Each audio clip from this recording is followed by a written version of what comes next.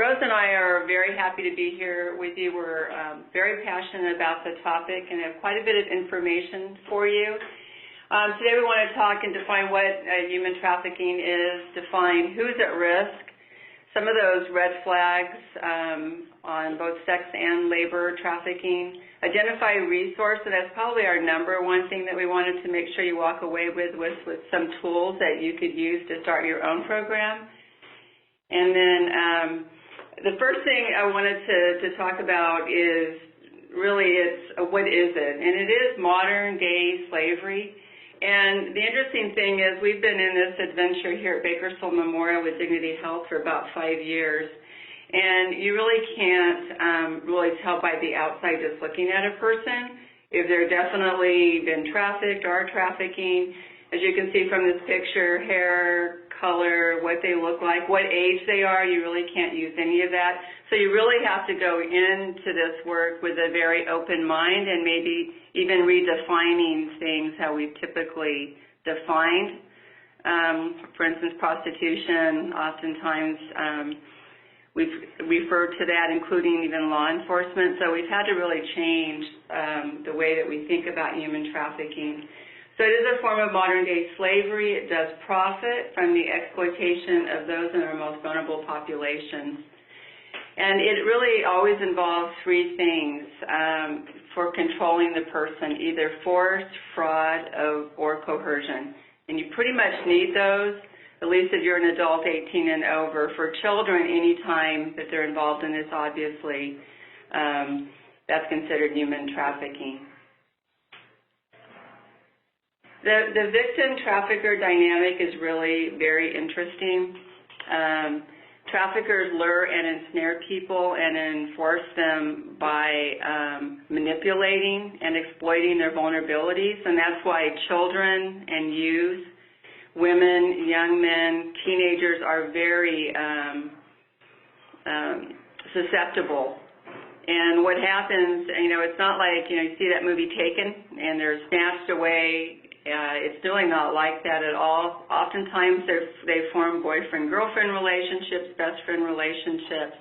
Happens over time, and it fills that void in that person. And traffickers promise high-paying jobs. You're going to be a model. You're going to be in this loving relationship. No one's ever going to love you like I love you. And really some new and exciting opportunities, which, if you look at teenagers and even young adults, that's very enticing to them. They do employ a variety of controlling tactics. They're making promises, and often there's physical and emotional abuse. There's sexual assault. We start talking about labor. They confiscate identification, their money. They withhold what they said they were going to make because now they got to pay their trafficker back. And sometimes they rename victims and really isolate them in order to be successful. Continuing with the victim trafficker dynamic, as a result, the victims really become trapped. They become very fearful. Some of the people that we've interacted with that have been trafficked are scared to death of their trafficker, of being caught. Their lives are very regimented. They are told where to go, how long they can be there. So they feel very trapped. They have psychological trauma. They feel very much shame, emotional attachment to their trafficker. There's physical threats to themselves. And one of the things that's been most problematic for most hospitals that have gone down with this type of program or ministry is their children's safety.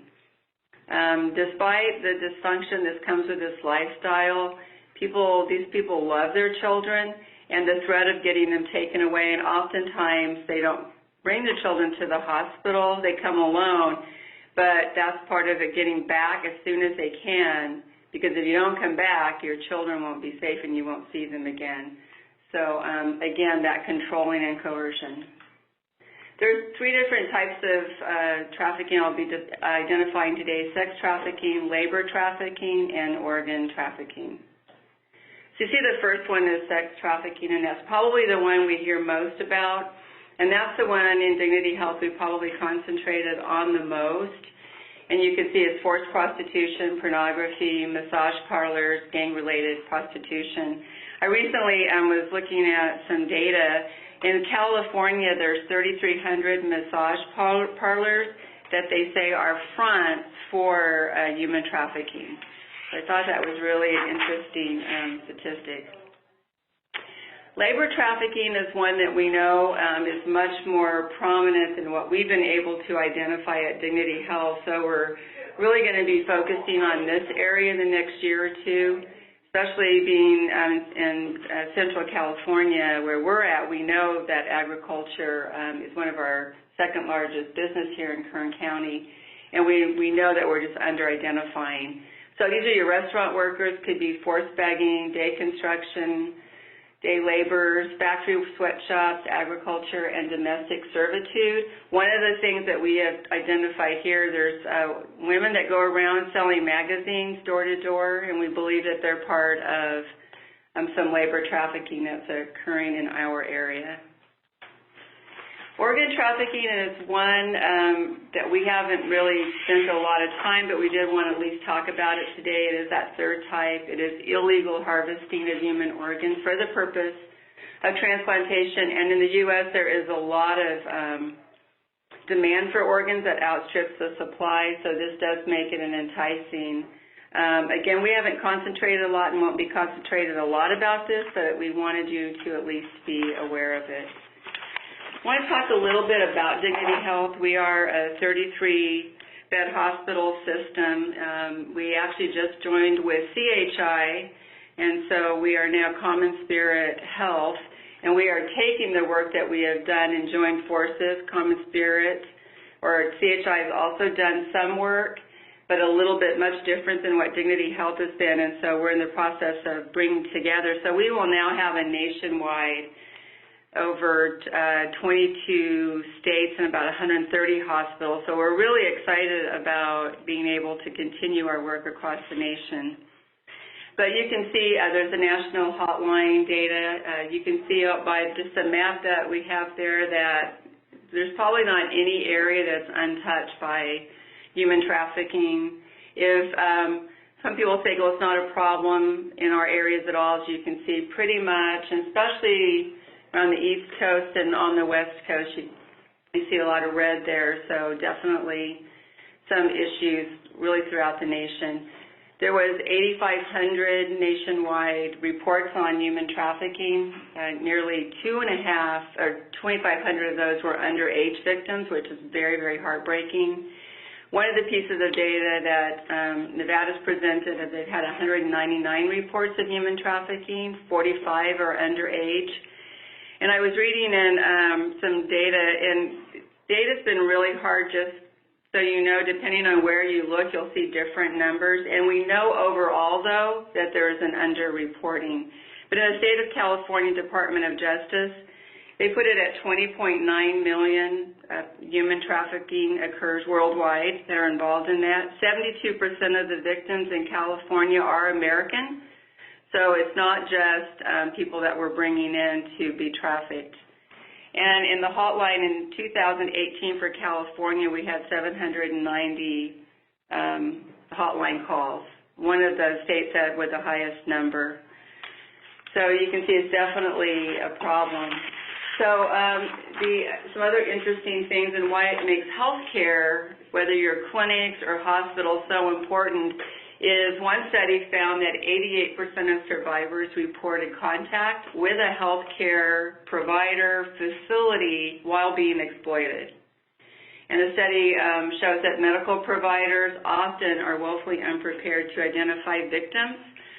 One of our strategies in Dignity Health has been to bring survivors back, and pretty much, and what we have heard from those survivors that have gotten out of that lifestyle is that no one asked them in healthcare if something was identified and there were some cursory questions, it just stopped.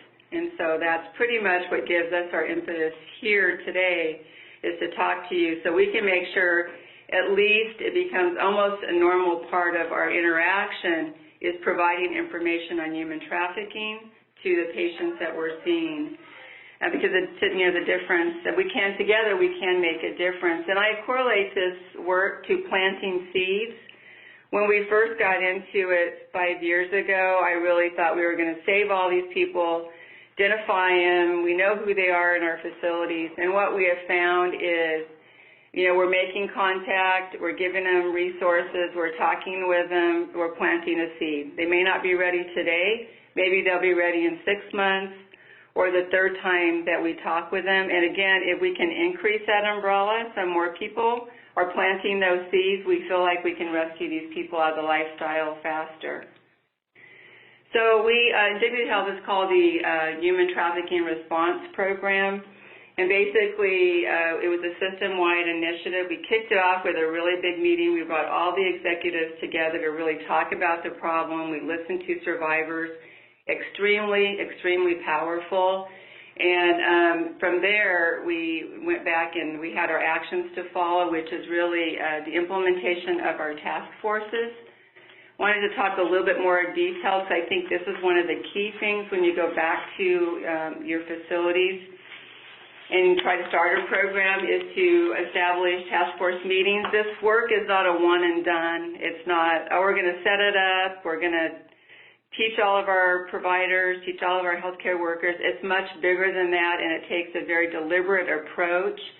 And so we established actually monthly meetings, and then we've gone to quarterly meetings now, and pretty much the CNO at all of our facilities, the Chief Nursing Officer, drives that. But we have help on the committee from social worker, chaplain services, other leaders, especially our emergency departments, and our L&D and OB departments. And pretty much we meet quarterly. We actually also reach out to our community agencies out there that will help us.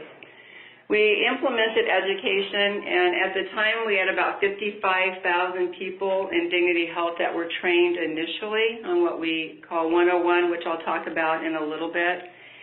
And we also developed specialized education for the emergency department and L&D, and including some case studies so that the departments that are directly could identify were actually provided more education.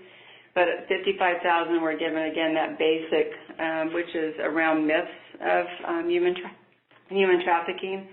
And then we implemented our victim response procedures, and we did this through a lot of algorithms.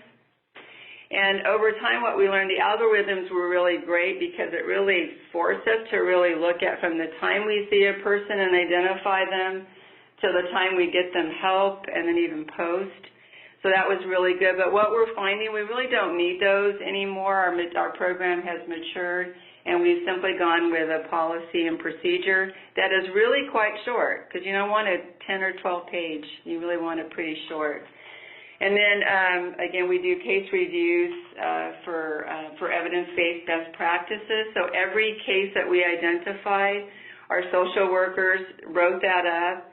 We sent that in, and then Holly Gibbs, our director of our program, she's also a survivor who actually runs our program.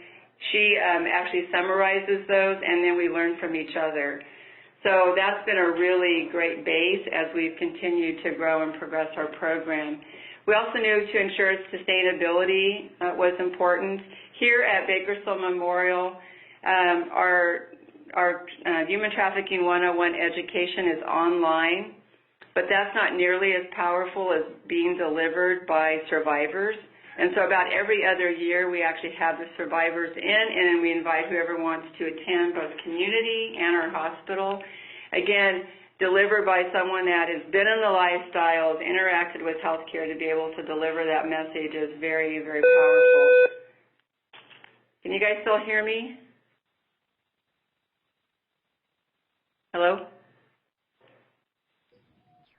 I can still hear you. Okay, thank you, Jake. I heard a noise. And then strengthen the community ties. And in Kern County, we don't have as strong as ties as they have like in San Diego or in San Francisco. So we continue to work with our community. I did want to share, you could go right on that www.Dignity Health site there, And there's actually a toolkit that we provide free of charge on our work that we've done and our approach, and it's 52 pages. So I would invite you to go there and look if you want more information on the details of how we started our program and our model of our program. We also have quarterly shared learnings that you can be invited to. I've also provided you with that, with Petra's an email address. You can get a hold of her. She's our international, so not only is Dignity Health working at our 3 states that we're in, we're also reaching out internationally. So she does that piece of our work for us. So again, I said the Human Trafficking 101, dispelling those myths, that was all 55,000. So I don't care what you're doing at our facility, if you're cooking the food, delivering the food, taking care of the patient, everyone at least starts off. And I've also provided the summary of the Human Trafficking 101 that I believe is attached to your appointment. That it's a 2-page, and you can also get that on our website at the address that I gave you. So one of the things just becoming, as we've, again, all those case studies and now our 5th year into it, we realized that we needed to approach these patients more in a trauma-informed response. And so that's what we've pretty much done, and we actually have a grant that's actually being targeted for the Bakersfield market. So basically, we are actually doing some work around this trauma-informed approach. But we need to realize, number one, first of all, that it's the prevalence, the widespread impact of the trauma. These people, for years, many of them have been traumatized, controlled by drugs, force. They're, taking the children away from them. So all kinds of threats out there. We have to recognize the signs and symptoms of trauma in patients, visitors, and caregivers. So we do have in our Cerner, every patient that comes to our facility, we do ask them some basic questions. We're just getting ready to enhance that to not only for some red flags, but also our intervention that we can take that will help our providers and will help our nurses and help our social workers do a better job. And then and of course, respond by putting that knowledge in practice so we do not actually re-traumatize people. So the police and healthcare workers, if we're not careful, we can actually not do any good at all. So this trauma-based approach has actually been developed into what we call the PAIR tool, which is provide privacy, educate, ask, respect, and respond. So we are actually part of a CMS grant because this tool, and I'll show it to you right now. So I know I don't expect you to read all that. It is a lot of information there, but this was a tool that was developed in collaboration with the HEAL, H-E-A-L, so all capital, Trafficking and Specific Survivor Center. But it has not been validated for human trafficking and violence. And so that's pretty much for the next 18 months that we're going to be doing is working with the University of Arizona, and they're going to help us and work side by side with us. When we identify, they will be there with our caregivers, with our providers as we roll out. So provide privacy. I know if you're like EGs like ours, a lot of times people end up in the hallways, in chairs, on gurneys, and so we've got a little secluded area that we can take people after we take care of their actual physical needs. Then provide education in a manner that's non-judgmental and normalizes that sharing of information.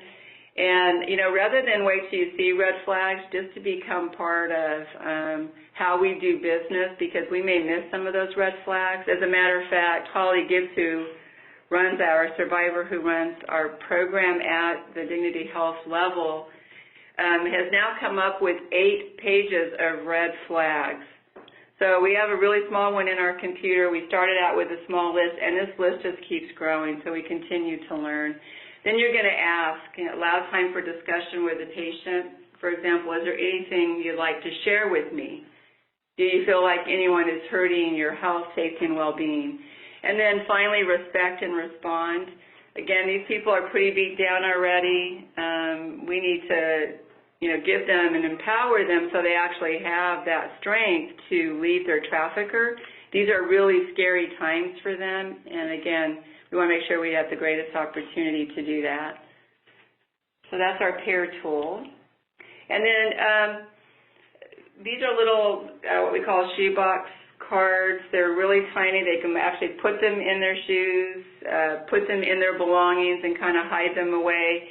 If a person we feel like, they're scared and they're not ready for that help, we're planting that seed. This is one of the seeds we leave with them is the name of the hotline or the number of the hotline. And if they ever need help, because you never really know what's going to happen. We recently had a patient that came into our sister hospital here in town. We could tell she said she was being trafficked but did not want any help, ended up getting very nervous, walked out of the facility, came back terribly, came back again with some health care issues, and the third time she came back beaten up and very, physically traumatized at this time. But again, planting those seeds so they continue to come back. And I was thankful she came back to the same hospital all 3 times, so that staff knew her, social services knew her, and it helped really expedite that. And you could see you could order those. It's not there's no Dignity Health on this. These you can just go to the DHS site and order those. And again, just a reminder, you can download our 50-plus pages of our manual that gives you a lot of great information, much more in detail than what I've given you today. And what is exciting is to be able to turn this over to Rose this afternoon so she could take what she's learned from conferences and roll it out at her hospital. So Rose, I'm kicking it over to you. Thank you so much, Terry. Let me just make sure. Oh, and I have control here. Thank you, Terry. It's been an honor to work with Terry and with Dignity Health. I attended the ACNL annual conference for those online who attended and had the opportunity to listen to Wendy Barnes, who is also a program coordinator at Dignity Health as part of the Human Trafficking Response Program. And she herself is a survivor of child sex trafficking, and she shared her story on her experience with a healthcare worker and how that healthcare worker planted the seed. This really inspired me to come back to our facility and our community to find out what did we have in place in our system and what were we doing to help those that were victims of human trafficking. So I had the opportunity at that time to work with a leadership student, Brandon Folsom from the University of San Diego, and Beth Batcher, who's our clinical mentor in the emergency department, and I brought back that passion and said to them, look what's happening, what can we do? And as we reached out across our system to see what was in place, we really realized that we really had an opportunity. So then our journey began, but where do you start? So being new, this was just back in February. So let's see if we can... Terry, give me control now, right? Control. Are you able to do it? I'm just checking. I don't see it going to the next one. Let me see if I enter here.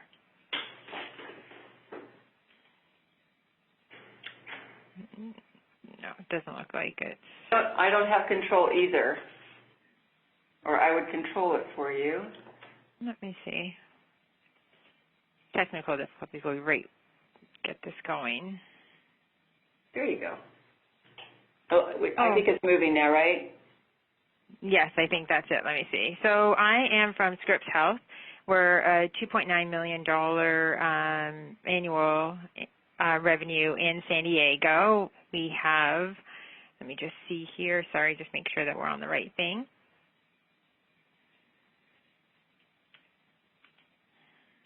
Oh, there we go.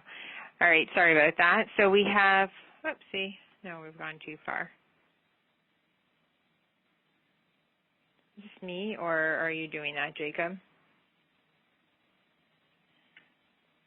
I'm not doing anything. All right, sorry. Okay, so there we go. So we are 4 acute care hospitals on 5 campuses. We have over 1,400 licensed beds, 2 trauma centers, 30 outpatient clinics, this is the site that I'm at, which is Scripps Memorial La Jolla. We're a 432-bed acute care facility. We opened our new Barbie Emergency Department in September of 2016. We have 47 beds, 4 trauma bays. We're a level 2 trauma center with 45,000 annual visits. So we wanted to understand what was happening in San Diego. So in San Diego, we had $810 million in annual revenue is attributed to the underground sex economy in San Diego, which is only second largest to drug trafficking. We started researching and looking at these statistics, and it was alarming to see how prevalent human trafficking is in San Diego. And it drove us even more and convinced us even more the need for us to implement a process to help these victims.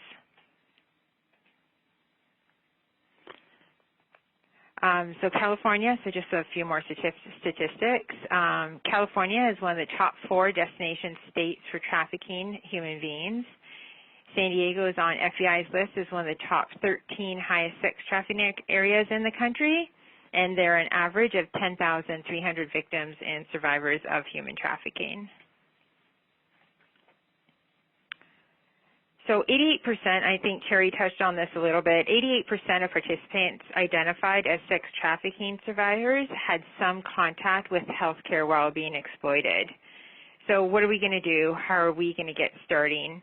Having heard Wendy speak at ACNL, it was the first place we reached out to and looked at the Dignity Healthcare website to find out what they had already put in place.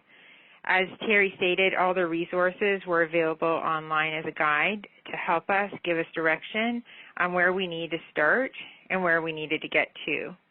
We not only reached out to our other sites within our organization, but we reached out to other healthcare systems to find out what they had implemented for human trafficking.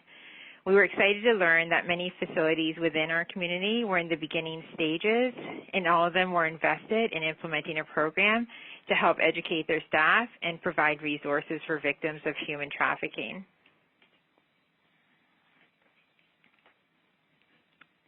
So education was our #1 goal. We need to educate staff not only on what human trafficking is, but how to identify and how they played a key role in providing the resources that could plant the seed that could save that victim's life. I'll speak a little bit more about education in just a minute, and I will talk a little bit more about those reference cards that we created with the red flag indicators. Working with others in the community and at our sites, we create an algorithm to be a resource to staff to use for when a victim was identified. As mentioned, it could take 9 interactions with a healthcare worker before the victim reaches out for help. Staff don't know whether they are the first or the 9th, and we need to have a tool that would support the staff on how to provide resources for all cases that were identified. So this is where we started. We started with the creating of the algorithm. And this is where our algorithm is right now. We know it's going to change. Like I said, we just started our program in February.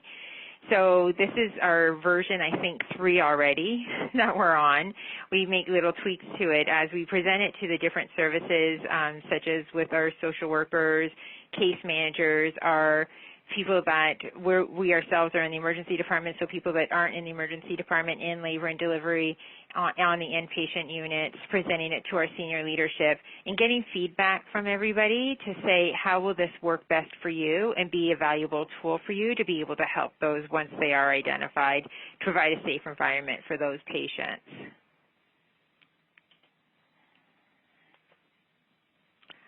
These are the quick reference cards that we've created, and it has a list of triggers. Like Terry said, there's multiple triggers. We have the main ones. We're on the beginning stages, so we have those quick few for people to reference. All staff are going to be educated, security, RNs, to environmental services, to food services.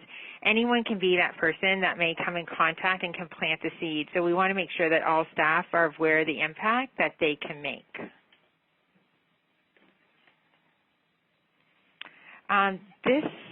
So education for staff was a key component. We were very, very fortunate and very honored to be able to have Mary Ellen Barrett from our San Diego Deputy DA and one of our sheriffs from the community from the Human Trafficking Task Force and a survivor of human trafficking come and educate our staff on human trafficking and the impact we can have as healthcare providers.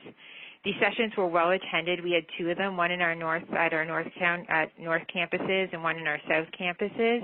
We had over 300 staff attend, and we look forward to having another one in the near future.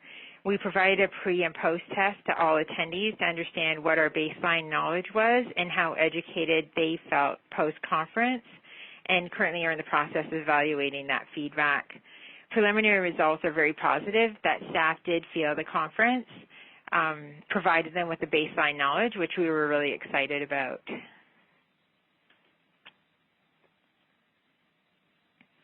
We created, as Terry mentioned, the Human Trafficking 101. We have our learning management system. So ours is going to be released on September 1st, and it'll go out to all staff. And it's an educational online module on human trafficking and on the algorithm and where the staff can locate their resources. As healthcare workers, we are mandatory reporters, so we've been going kind of back and forth on this part, and I'm sure Terry could have some input if anybody has any questions at the end about what do you do about the policy and that kind of process, because we discussed back and forth whether we need to create a new policy that would actually help staff and be a resource for human trafficking. Currently, what we've decided is that since we are healthcare workers and it is mandatory reporting, that it fits into our abuse and assault right now. After many discussions, we continue to look at this, and at this point we've created standards, but not actually have created a separate policy, but refer our staff to the abuse and assault policy for reporting. And then we wanted to make it very easy for staff and have a landing page where all staff could go to for easy access to the resources. This is our main site, and all staff have access. So in the folder, we added the algorithm, the quick reference cards, a reference to the abuse and assault policy, our mandatory reporting process forms that need to be completed, and then once we have the standards approved, then we'll put those in there also. We have posters for all our bathrooms. I know we talk about having different tools available in the department for those victims that might come in to have that touch for them. And so we're having these posters with the phone number, so that way, if there is any privacy or any separation for them at that point, there is this something for them to reach out for. So what's next? One of the areas we currently are exploring is the use of a screening tool in EPIC. This article was recently published in June of 2019 and talks about the new triage screening protocol being used at Henry Ford. We've reached out to our EPIC team to investigate the possibility of having something like this added to our facility. I was introduced, as Terry was saying, in San Diego. We are very, very fortunate. Amy Sharp, who is the co-chair for the San Diego Human Trafficking Subcommittee, invited myself and Beth, our clinical mentor, to attend the monthly meetings they have as we collaborate together as a community on how we can work to help identify victims and provide resources for patients that are being victimized in human trafficking.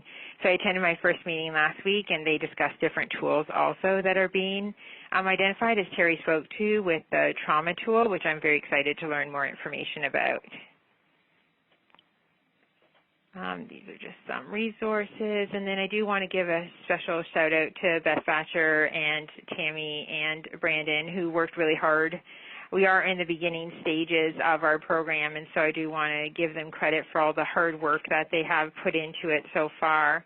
I think the one lesson that we learned, and I know I've spoken to Terry about this, and it's always a question that comes to us. As healthcare workers, the one question we most often get asked as we start the education for staff is, how many lives do you see that saved? What difference are we making? And then we get into healthcare to save the world. The response to wanting to help everyone impacted by human trafficking is no different. We want to save everyone. This is what we strive to do. What's different about human trafficking is that you don't know if you're the first person or the 9th healthcare individual that has touched that patient that made that difference. What is success to me is that we have educated, identified, and planted the seed so that one day that victim may have the opportunity to share their success story on how they were saved because of that one touch or interaction you had with them, and now they are a survivor. So with that, like as you can see, we're definitely at the beginning stages, and we've learned so much from Terry, and there's so much more that we need to learn. This is definitely a journey that we're on, and I look forward to this continued growth and learning opportunities so that we can help so many more people. And with that, I'll pass it back to Jacob. Well, now we have time for some questions and answers. If anyone has any questions for the presenters, you can just raise your hand and then we'll call on you.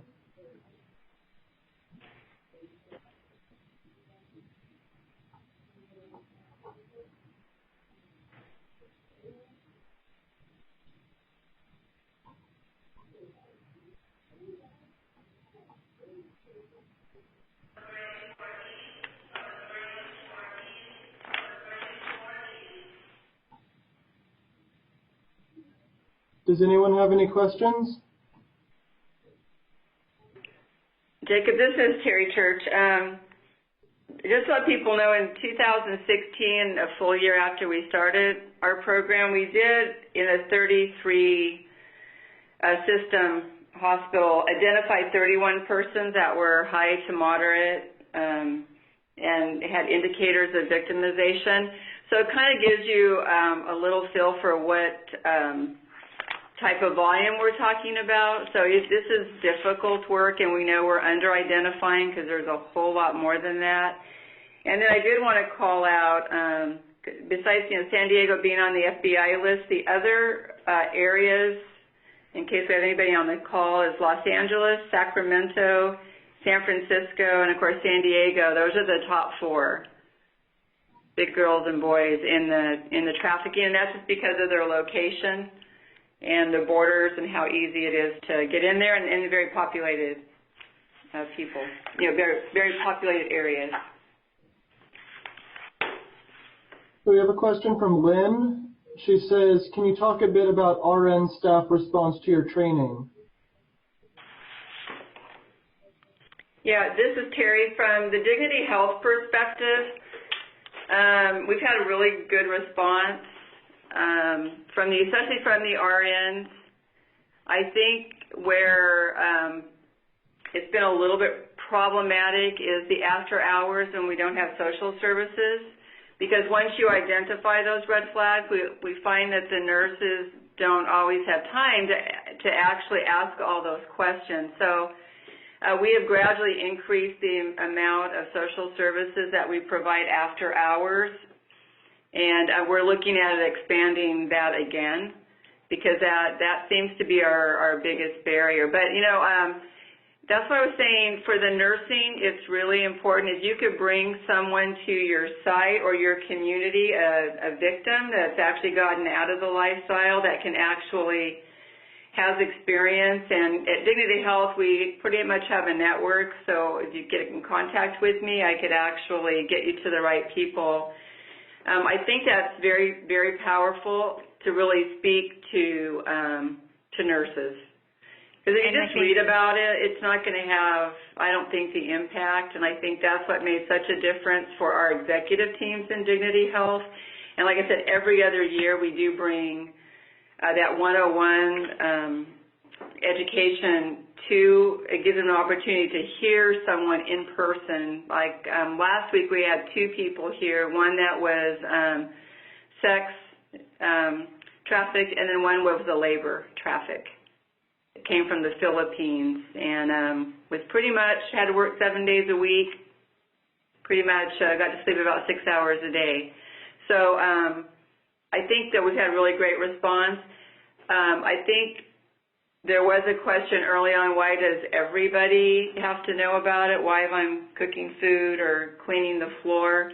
I think that we've gotten past that by explaining why, because what we have found, sometimes there's behaviors displayed differently than what they actually show to providers and nurses. So how they get up out of the car in security season, that interaction may be really will help us identify. So that all of our staff feel really empowered to tell a healthcare worker that actually is taking care of patients what they saw that's odd, that may actually be part of human trafficking or some type of abusive situation.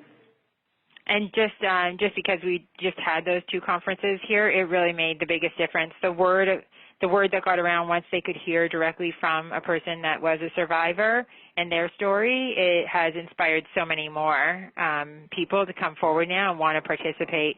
So we're in the beginning stages, like I was saying, of just even getting to the committee part of it, but we've had so many people now that are so inspired to want to help more. It really does make a difference hearing that story straight from the person that is the survivor. And then, Terry, I know that you had said about the statistics about how you keep your log. Is it every time a person's helped, or is it every time, how do they keep that log? Do you know how they actually collect that data? Is it the communication that's had after? Yeah, so our social services, when they get that consult, there's actually a form that they complete, and that is given up to the corporate system, who then summarizes it and gets it back to us. Now, we are looking at changing that process, but currently that is what we're doing today. And so that's really helpful. And we go back and look at those stories pretty frequently, and we use it for learning opportunities. What did we miss? What could we have done better? And then when corporate summarizes those, and then we meet quarterly now, and corporate does have an additional meeting with us for our service areas or our divisions, and they do go over some of those things that they're finding based on the learnings from all of our hospitals. But it starts with completion of a form, which is in that packet on our website that we use to complete. The next question comes from Kimberly. She asks if Terry can speak about the incidents of human trafficking in Kern County. The incidents? Yes.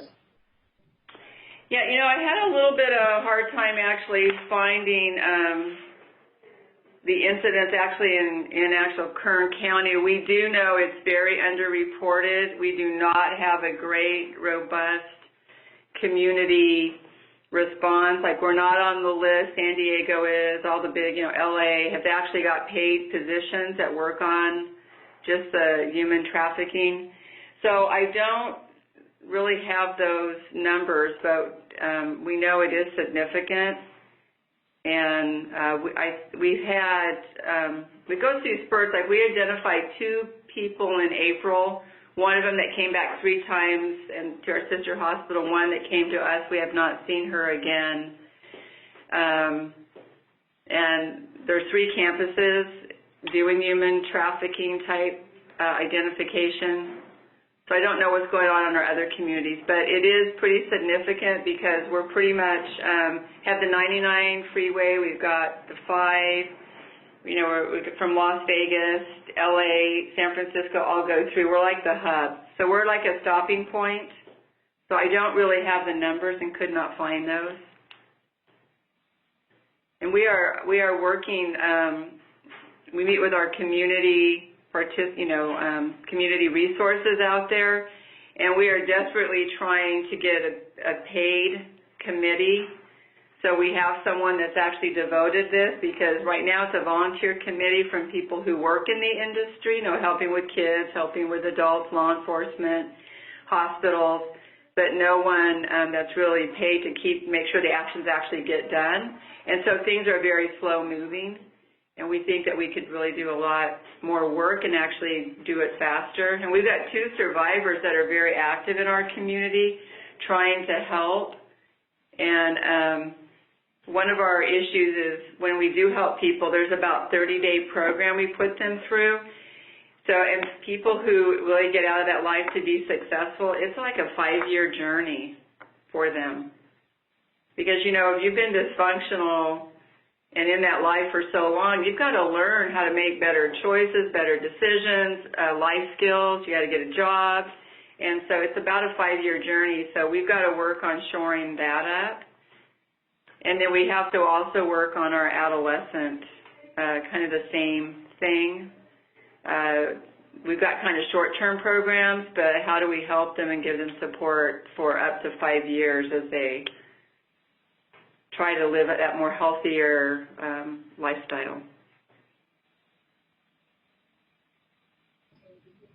The next question is from Angie. She asks, are there any efforts or programs to get the perpetrators out of the lifestyle as well? Rehab programs, perhaps? I personally don't know of those programs. I know that, law enforcement obviously works with them and tries to rehab them through there, but I don't know of any outreach except, I know there's churches. There is someone that attends on behalf of the churches in our community, but most of their focus is on the identification and the survivors and the support, providing furniture, housing temporarily, all that kind of stuff. I don't know of anything that actually helps get the trafficker help. No, that's a great question, because even in San Diego, when we had the sheriff and the DA, the focus was definitely on the survivors and the victims, but we didn't hear anything either about the perpetrators and getting them out of the lifestyle as well. It's a great question. The next question is from Linda. She asks, are you able to give a general idea regarding time frame from initial needs assessment to beginning level implementation? So we came back in February with the concept that we wanted to look at our needs assessment. It took about 3 to 4 months just to figure out what we had in the system and the community. And September 1st, we're just rolling out our first LMS, and I think that we're still far away from where we need to be. I think from the beginning level implementation, I think 6 to 8 months is where we're probably going to be at from that beginning level. But I think it'll take a while before, and it'll just be an ongoing project that we're going to have over the next couple of years, but at least 6 to 8 months from when we did our initial needs assessment to just getting everybody on board and the education. We presented to our senior leadership team to get everybody on board. So it's probably took about 6 to 8 months from the time we started till now. Which is actually excellent. At Dignity Health, what Rose has done in that time frame took us at least 2 years, because we were rolling out over 33 hospitals, over some clinics. We had to, and there really wasn't anybody doing this work and this detail of work, and so we pretty much had to create it.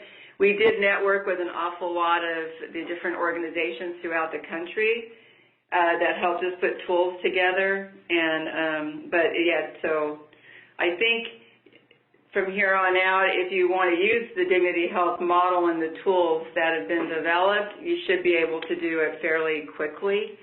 And then Dignity Health is committed to continuing to update our tools. So when we get the PAIR tool, I hope, validated and we get that work done, we will definitely publish that. We'll definitely get that out. But again, the tool's there for you to go ahead and start using. We just don't know for sure the impact it's going to have yet.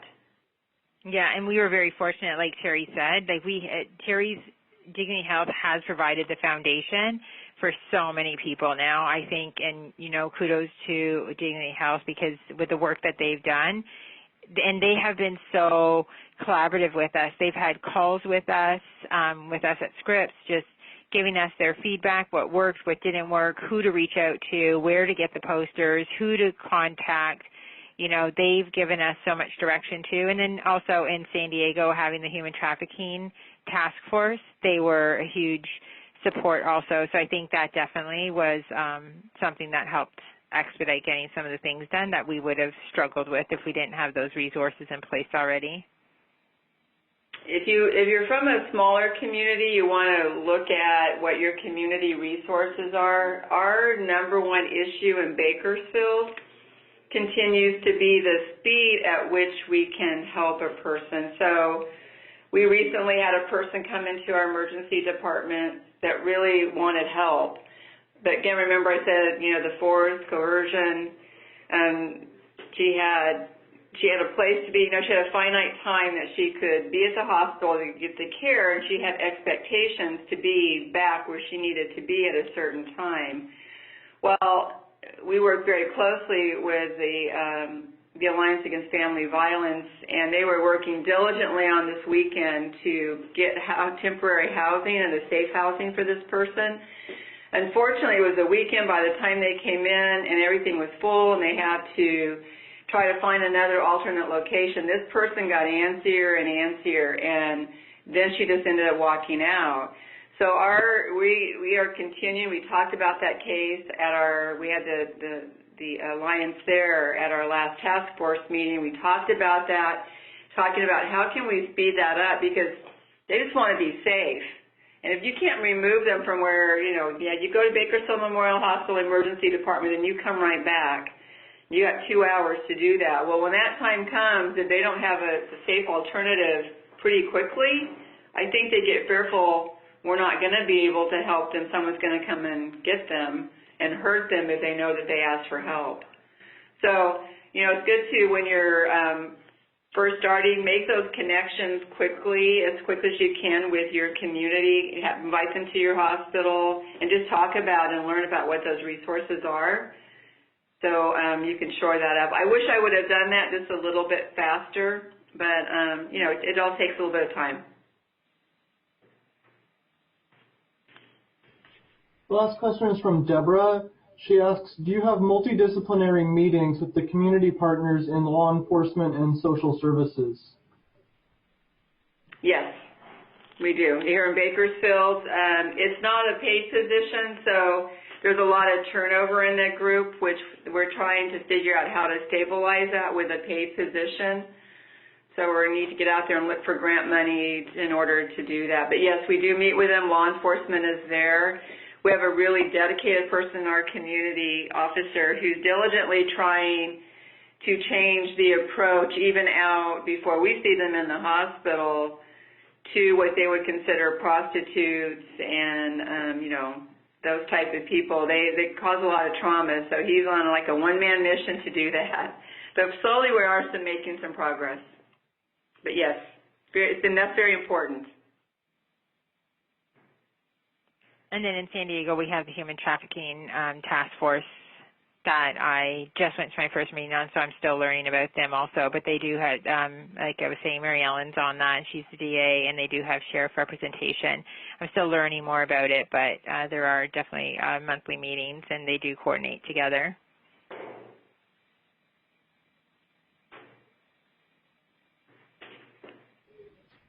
Are there any other questions?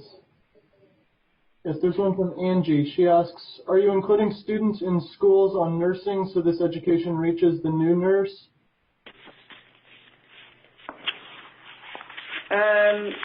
Here in Bakersfield, we have not reached out to the students, but it is part of our Versant residency program that we do here. We do educate them during that time when they come in. And we're just starting also. We have a transition program into the emergency department where we're including it in that education, but we do definitely need to get to the nursing schools also. I'd have to check into that too. We do provide the nursing schools. They do take, like every new employee, so they actually do get just the very basics. They don't go through all of 101, but they do get some basic information on human trafficking for the Dignity Health, the 3 campuses here in Bakersfield. But it's not like an in-person robust. It's pretty much kind of a reading thing. It's not even on a learning management system because they don't have access to that at the schools. But we do provide hard copies.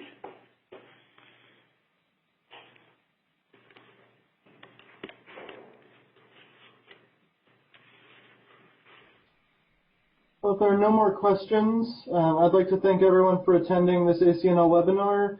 Please watch your emails. You'll receive the quiz for CEUs soon, within the next 24 hours. And thank you and have a great afternoon.